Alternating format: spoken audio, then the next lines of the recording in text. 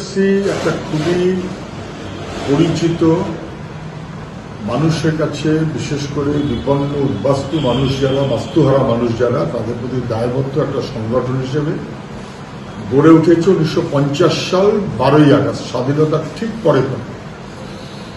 ওরা বলেছিল যে দেশভাগের কারণে যারা বিপন্ন হবে তাদের পুনর্বাসনের পূর্ণ দায়িত্ব কেন্দ্রের, কিন্তু কেন্দ্রীয় সরকার সে দায়িত্ব যথাযথভাবে পালন করেনি।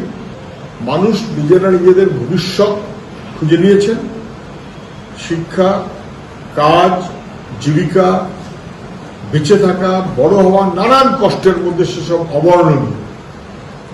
এবং তাদের কাছে সবচাইতে বড় সহায় ছিল এই সময় তাদের নিজেদের ঐক্য, যার পরিপ্রেক্ষিতে ইউসিআরসির জন্ম।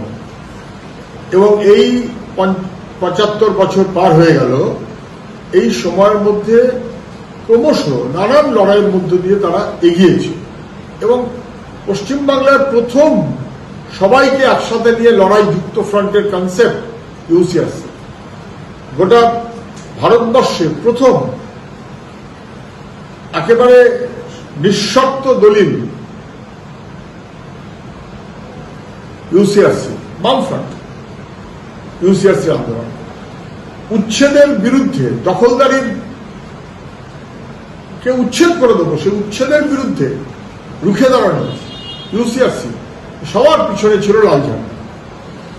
ফলে এখন যখন সারা পৃথিবী জুড়ে উদ্বাস্তু বাড়ছে, বাস্তুহারা মানুষ বাড়ছে, আমাদের রাজ্যে নানান সংকটে পড়ছে, এবং বিশেষ করে আমাদের দেশে আমরা দেখতে পাচ্ছি বঙ্গভাষী উদ্বাস্তু মানুষ, তাদেরকে ছিন্ন ভিন্ন করার প্রচেষ্টা চলছেই, দিল্লির থেকেই সেটা চলছে।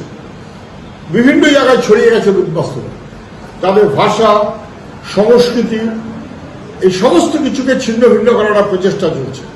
স্বাভাবিক কারণেই উদ্বাস্তু জীবন, তার রাজনৈতিক সামাজিক সংকট এর পরিপ্রেক্ষিতে আমাদের দায়িত্ব পালনের অঙ্গীকার, সেই মনোভাবে কলোনি এবং কলোনির বাইরে যে উদ্বাস্তু মানুষ আছেন, অথবা পরবর্তীকালে যারা উদ্বাস্তু হয়েছেন নানান কারণে, তাদের সবাইকে সঙ্গে নিয়ে আমরা মানুষকে রক্ষা করা, তার জীবনকে, তার ভবিষ্যৎকে রক্ষা করা, সেই মনোভাবে 75 বছর আলাপ আলোচনা, সংস্কৃতি, এবং সেই মনোভাবে আমরা চলছি। স্লোগান আমাদের কাছে অনেক কিছু, আমার কলোনি আমার পরিবার, আমার কলোনি আমার গর্ব, স্লোগান অনেক কিছু।